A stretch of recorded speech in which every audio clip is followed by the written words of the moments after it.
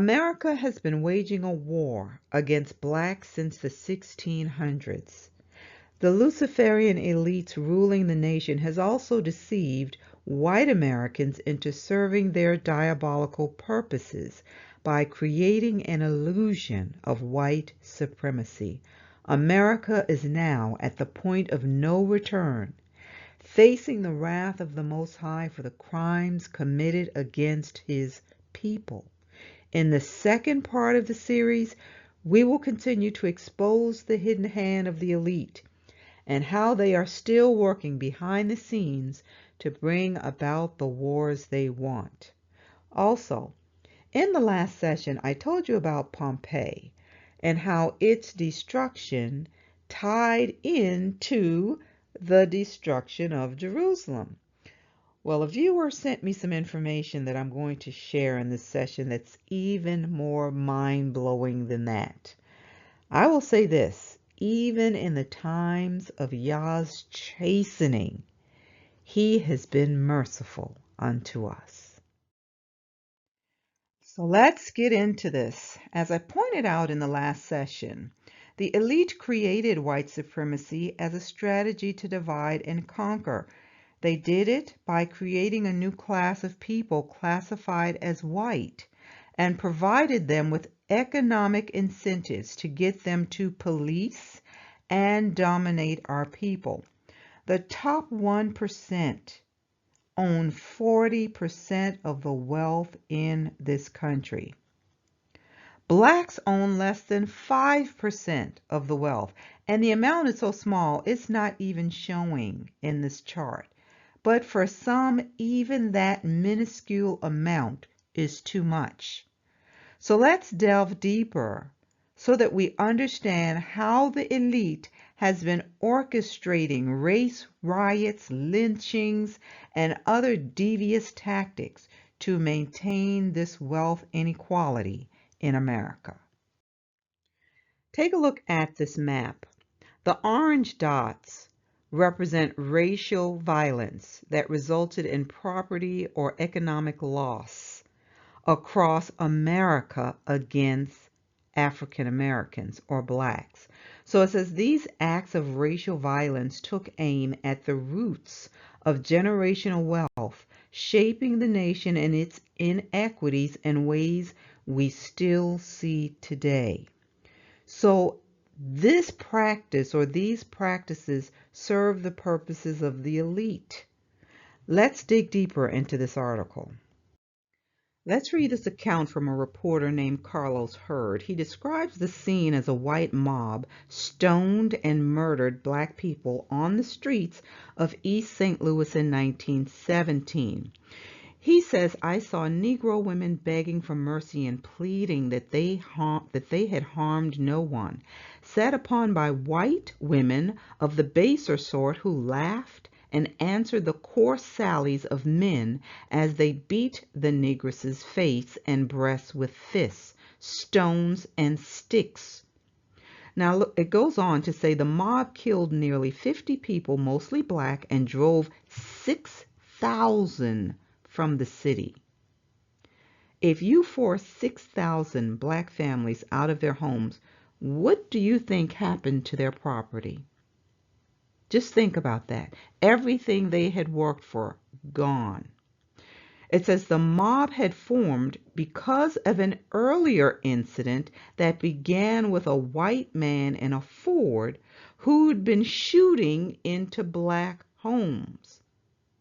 Black residents had armed themselves and fired on two men approaching in a car, killing them. Those men later turned out to be police officers. So then you have to wonder, was this staged? Let's keep going. Here is an incident that happened in 1863 in Detroit, Michigan. It says on March 6, 1863, a tavern owner named William Faulkner was found guilty of sexually assaulting a white girl. Outside the courthouse, a mostly white crowd clashed with officials as they tried to get at Faulkner. When they couldn't, they roamed Detroit streets attacking African Americans and setting buildings on fire, which left nearly 200 black residents homeless. Local papers had called Faulkner a Negro, though Faulkner said he was Spanish Indian. Faulkner's accusers later recanted, and he was released from prison, as noted in research by the late Matthew Kundinger when he was a University of Michigan history student. So this was the go-to weapon right here, you all. They use white mobs to incite violence. All they had to say was a white woman was attacked. But the damage was done here. Over 200 residents lost their homes. Were they compensated for that? Of course not. So here's a quote from Trina Shanks, a non-resident fellow at the Urban Institute. She said, if blacks were successful and actually were visibly prosperous, that made them a target. Some of the violence might have been triggered by this economic envy. So then the article goes on to say that during the 1870s and 1880s, some black businessmen and entrepreneurs amassed wealth rivaling that of many whites. So apparently this was the motivating factor for attacks. Basically, they were saying, you have one crumb too many. So mobs would be stirred up to come and attack these people because they were gaining wealth. Let's keep going. All right, so it says this result of where white people get to benefit in the aftermath of violence. It says it repeats itself well into the 20th century. So it lists places like this place in Florida where a successful black labor broker attempted to vote. And this sparked a massacre. This massacre was so violent that black residents left their properties, and within a month, their land was advertised for sale at special bargain. By whom? Confederate veterans. It says the racial violence during and after Reconstruction in the South began as whites sought to maintain their supremacy economically, politically, and socially. You all, do you really think what's happening in the inner cities is a coincidence? Now, this sums up what has been happening to our people beautifully. Listen to this. Though these massacres happened many decades ago, their economic impact was widespread and long-lasting, and it can still be felt today. The wealth disparity between white and black Americans is stunning. The typical non-Hispanic white family had a net worth of over $188,000 in 2019, while the typical non-Hispanic black family's wealth was about $24,000. So it says this enormous gap stems in part from the historic destruction of black towns, homes, and businesses, which hampered black Americans' ability to amass financial assets, particularly housing, and to pass them down to their children and grandchildren to help build wealth. This says, while the perception of race riots is often of black rioting, the worst and most frequent race riots were whites against blacks.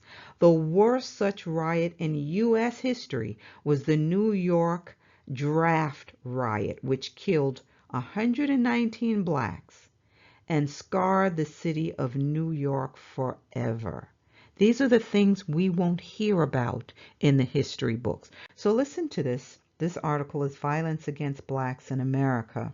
And it says, according to the Equal Justice Initiative, lynchings were a method of social and racial control intended to terrorize black Americans into submission and into an inferior racial case or caste position that was widely practiced in the U.S. from 1877 through the 1950s, because lynchings were typically executions outside the scope of official court proceedings and without any formal tracking system. Did you catch that? Most historians and scholars have little doubt that the true number of lynchings in this country have been dramatically underreported. Nonetheless, most of the more than 4,400 documented victims of racial terror lynching who were killed between 1877 and 1950 were killed in the 12 southern states, with Mississippi, Georgia, and Louisiana among the deadliest. Several hundred additional victims were lynched in other regions, with the highest numbers in Oklahoma, Missouri, Illinois, and West Virginia. However, it is significant to note that there are countless other victims who were undocumented and remain unknown. Now, listen to this part, because this is why I say this was sanctioned terrorism. The politicians knew this. They were in on it. It says there was little pretense to hide the act of lynching African Americans. They were often committed in broad daylight and sometimes on the courthouse lawn. These types of racial terror lynchings were directly linked to the re-establishment of white supremacy and America's history of the enslavement of blacks. Racial terror lynchings were different from the hangings and the mob violence committed against white people, because racially motivated lynchings were intended to terrorize the entire black community, serving as a way to enforce racial hierarchy. I'll drop down. It says typically a lynching would begin with a criminal accusation being leveled against a black, most often a black man, a subsequent arrest, and the formation of a lynch mob, intent of subverting the normal judicial process, or expressed more directly, their intent was to take the law into their own hands. Despite its lawlessness and terrifying unpredictability, lynchings nonetheless had the unmistakable sanction of law enforcement and elected officials. As such, perpetrators were emboldened to act with impunity. Perhaps most disturbing was the fact that once rumors of a lynching began to circulate, lynch mobs frequently were given the green light by law enforcement, who would facilitate the wishes of the lynch mob by conveniently leaving a black inmate's jail cell unguarded and unlocked. You all, they didn't need the accusation to be true. They just needed an insinuation. No proof was needed. Why? They knew that law enforcement had their back. We just witnessed that in the Ahmaud Arbery trial. That case would have been a wrap if it wasn't for the persistence of his family and others. The good old boy system had already swept it under the rug. They killed that young man and found enough time to take a picture of him because the sister posted it on her social media page. Who does that? Who does that? Let's keep going. A historical marker on the courthouse square in Cumming will soon remind people of the 1912 lynching of a black man. It was the beginning of a racial cleansing that resulted in the expulsion of more than 1,000 black residents from Forsyth County. Brendan Keefe shows you how the richest county in Georgia is now facing its racist past.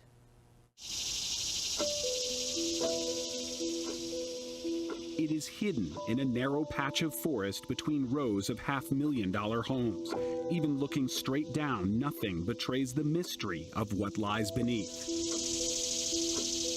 These tombstones are all that's left of the old Black Baptist Church at Stony Point. Look closely at the dates. Why do they all end before 1912? This is not evidence of promises broken, but of loved ones kept away, because the men, women, and children buried here were the only black residents of Forsyth County, Georgia, for nearly all of the 20th century. All of the Negro people had to leave.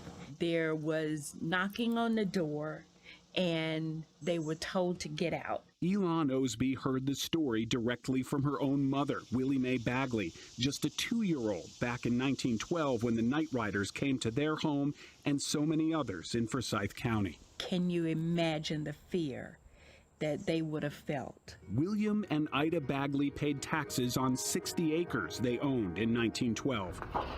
We could find no record of any sale in the county courthouse except those of white men later selling parcels of the Bagleys' land to one another. The 1910 census showed the Bagleys among 1,098 black residents of the county, a tenth of the total population. By 1920, nearly every last one of them was gone. There are these long stretches where decade after decade, the black population of Forsyth County is zero. Historical photos show only white faces after 1912. So what happened that year? Thousands turned out to celebrate the public hanging of 2 black teenagers convicted in a single day by an all-white jury of raping and murdering a white girl named Mae Crow. The other black suspect had already been lynched right here on the Cumming Courthouse Square. The lynching of Rob Edwards involved a very large crowd gathering outside the jail, dragging him out of the jail, beating him with crowbars, dragging his body around town behind a wagon, and then eventually his corpse is hoisted to on a telegraph pole, and everyone in the crowd takes turns shooting into his body. Just across from the spot where Rob Edwards was lynched, Lady Justice faces history wearing her blindfold. But soil from the square has been collected in a jar, and the name Rob Edwards will soon join the lynching memorial at the Equal Justice Initiative. The Community Remembrance Project of Forsyth County really got this rolling and worked with the Equal Justice Initiative. So they're going to put up a marker that will memorialize Rob Edwards and tell the story of that lynching. And that's going to be on the spot where he was lynched, which is something that I never thought I would live to see. This with the marker is a first step. There are already several hidden markers to the black community that once thrived here, now surrounded by new neighborhoods that are increasingly diverse. Some of those new residents are buying homes here, on the land Elon's grandparents once owned. The old Bagley place is now among the most valuable real estate in Metro Atlanta.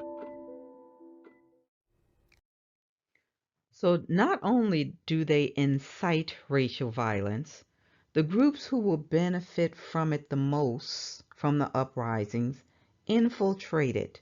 They pretend to be one of the protesters.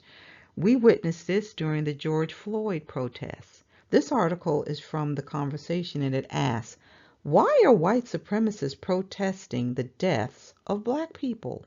Indeed, why are they? So why do they do it? Well, it says the idea that inducing chaos, provoking law enforcement, and promoting political tension will hasten the collapse of Western government. This is what they're after. All right, it says joining the crowds provides these groups an opportunity to discredit protesters by inciting, looting, rioting, violence, and vandalism, which they hope will spark like-minded white Americans to resist the civil disobedience of protesters. So the puppet masters stoke the racial flames, and the whites who believe minorities are taking their country feel they need to take their country back. But what's evidently clear is that the majority of their violent acts are against blacks. What they don't realize is that this is a war that the puppet masters want.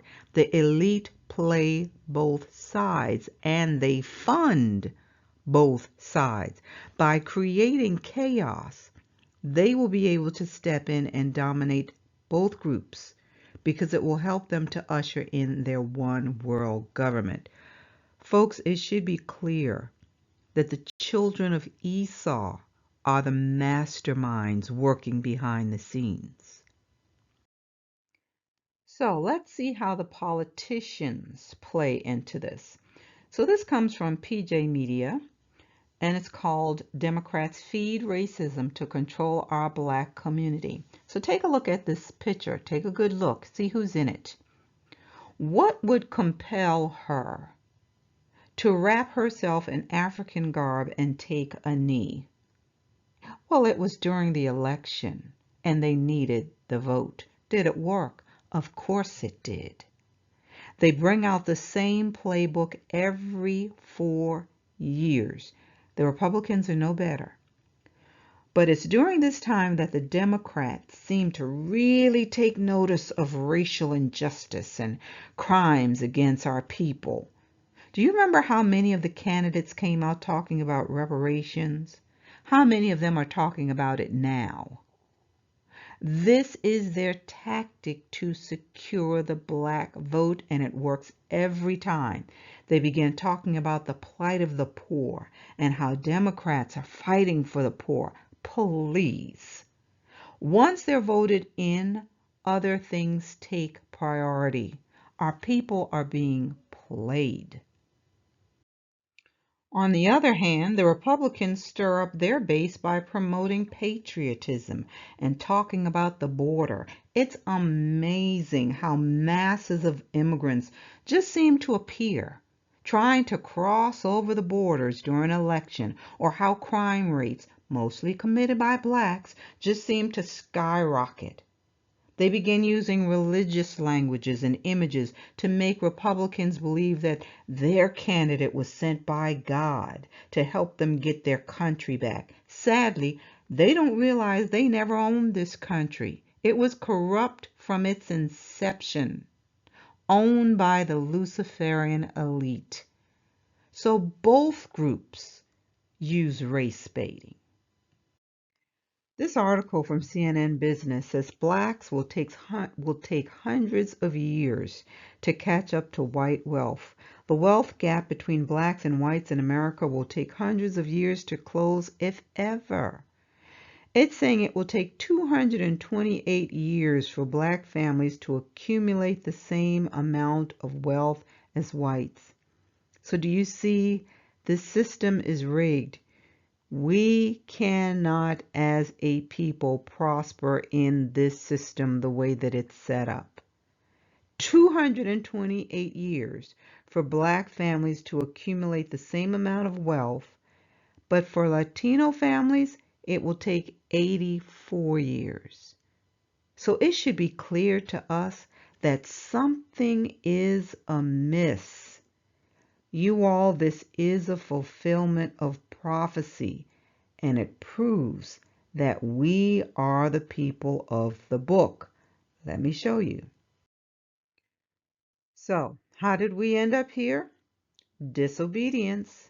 Let's read Deuteronomy 28:38 through 46. This is from the Septuagint. Moses is telling the people what would happen to them if they failed to keep the commandments. And you will see that these verses pertain to prosperity or the lack thereof because of disobedience. And just know that this is referring to our people as a whole. It says, "Thou shalt carry forth much seed into the field, and thou shalt bring in little, because the locust shall devour it. Thou shalt plant a vineyard and dress it, and shalt not drink the wine, neither shalt thou delight thyself with it, because the worm shall devour it. Thou shalt have olive trees in all thy borders, and thou shalt not anoint thee with oil, because thine olive shall utterly cast its fruit. Thou shalt beget sons and daughters, and they shall not be thine, for they shall depart into captivity. All thy trees and the fruits of thy land shall the blight consume. The stranger that is within thee shall get up very high, and thou shalt come down very low. He shall lend to thee, and thou shalt not lend to him. He shall be the head, and thou shalt be the tail. And all these curses shall come upon thee, and shall pursue thee, and shall overtake thee, until he shall have consumed thee, and until he shall have destroyed thee, because thou didst not hearken to the voice of the Lord thy God, to keep his commands and his ordinances, which he has commanded thee. And these things shall be signs in thee, and wonders among thy seed forever. These things are signs to let us know we are the people. But there is hope. Let's keep going. Now let's look at Deuteronomy 30, 1 through 10, the promise of restoration. And it shall come to pass, when all these things shall have come upon thee, the blessing and the curse, which I have set before thy face, and thou shalt call them to mind. Where will they call them to mind? Among all the nations wherein the Lord shall have scattered thee, and shall return to the Lord thy God, and shall hearken to his voice, according to all things which I charge thee this day, with all thy heart and with all thy soul. Then the Lord shall heal thine iniquities, and shall pity thee, and shall again gather thee out from the nations among which the Lord has scattered thee.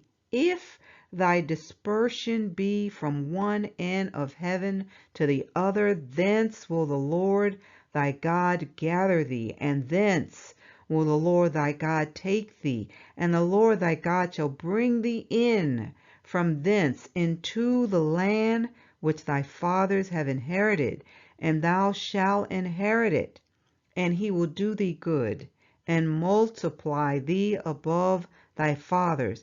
But listen, there's more. And the Lord shall purge thy heart and the heart of thy seed, to love the Lord thy God with all thy heart and with all thy soul, that thou mayest live.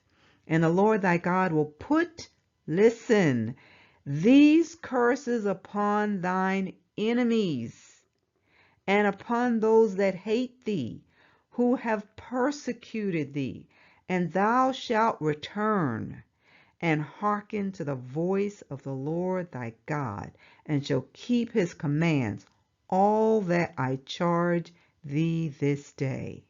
And the Lord thy God shall bless thee in every work of thine hands, in the offspring of thy body, and in the offspring of thy cattle, and in the fruits of thy land, because the Lord thy God will again rejoice over thee for good, as he rejoiced over thy fathers, if thou wilt hearken to the voice of the Lord thy God, to keep his commandments and his ordinances and his judgments written in the book of this law. If thou turn to the Lord thy God with all thine heart and with all thy soul. So Israel, just know that this system has not worked for us, because our condition was to serve as a sign that we broke covenant. It also served as a sign to help us identify ourselves. But think about this. These nations were allowed to prosper in their wickedness. That's how you know that this is the beast system, and it's of Lucifer. The Most High is not going to allow you to prosper in wickedness. But you can still see, in spite of it all, he has made a way of escape for us. So before I close this out, I want to tell you about some information shared with me from one of our listeners after hearing me talk about the destruction of Pompeii last week and its connection to the destruction in 70 AD, Arad Yasharala sent this to me, so thank you very much, and I hope I'm pronouncing that correctly. And it was a video about the Lisbon earthquake in 1755. I had not heard of it. So I really encourage you to watch it. I wasn't able to show the video, but this is a snapshot of it. And if you do a search and type in Portugal earthquake in 1755 YouTube, you should be able to find it. To me, it seemed like even though we were being punished, the Most High still had mercy on us. And it was definitely a clear message to our oppressors, just like with Pompeii. So I'll share some of that with you. Let's take a look at some of this. So listen to this account of what happened. This article entitled The Lisbon Earthquake of 1755, the day the world was shaken. Now it says the earthquake struck on All Saints' Day, which is a Catholic holy feast day. But if you search the roots of it, it's pagan. But it says that brought hundreds of worshipers to Lisbon's churches and cathedrals. It is estimated that much of the city's population, around 200,000, was gathered for Mass. This was at the same time that the earthquake hit. So it says, on this day, churchgoers lit candles in the city's many churches, and when the earthquake struck, tearing down the buildings and structures that weren't designed to withstand the tremors, the lit candles started fires that further compounded the destruction of the city. The fires destroyed the city for days after the last of the tremors were felt, and took even more lives. So it goes on to talk about the aftermath of the earthquake and how those who didn't die, when the buildings began crumbling, they started running to the river's edge to try to escape the fire and all of the havoc going on in the city. But then it says suddenly a massive tsunami hit. So it says during the following 3 hours after the earthquake, an additional 2 tsunamis hit Lisbon. Thousands of city residents who had survived the initial quake were drowned by the tsunami or killed in the rush of debris that the water carried with it. Those who survived both the earthquake and tsunamis were forced to combat ravaging fires spreading through the higher ground areas of the city untouched by the water. It says, as the religious celebrations called for flowers and decorations, in addition to the candles, the fire spread easily through the materials. The fires weren't put out until 5 days after the earthquake. Listen to this. It is saying that the Lisbon that existed before the earthquake almost entirely disappeared. It says the earthquake leveled about 85% of the city's infrastructure. Wow, and there's more. So listen to these interesting facts about the quake. It says the famous author Voltaire, who witnessed the quake, referenced the event in his book Candide. In it, he parodies the widespread thinking at the time that the earthquake was caused by God's wrath. What else it says? It says Lisbon was not the only area affected by the quake. It also talks about it hitting all the coastal towns and villages that were destroyed. They were also destroyed in that region. It says shocks from the quake were felt as far north as Finland, with tsunamis also sweeping the southern coast of Africa. Nearly 70%, listen to this, of Lisbon's dwellings, about 23,000 buildings, were destroyed or substantially damaged by the combined effects of shaking, fire, and tsunami. But don't miss this. About 32% to 48% of Portugal's GDP at the time was lost due to the effects of the destruction. So all that money they had made as a result of trafficking our people around the world, all the gold and diamonds they stole, they lost almost half of their wealth. You all, is this a coincidence? You tell me. So I'll highlight a few things from this NPR article, and it's an interview. Robert Siegel is talking to Mark Molesky, associate professor at Seton Hall, and he examined the Lisbon, Portugal earthquake. So listen to some of the things he said.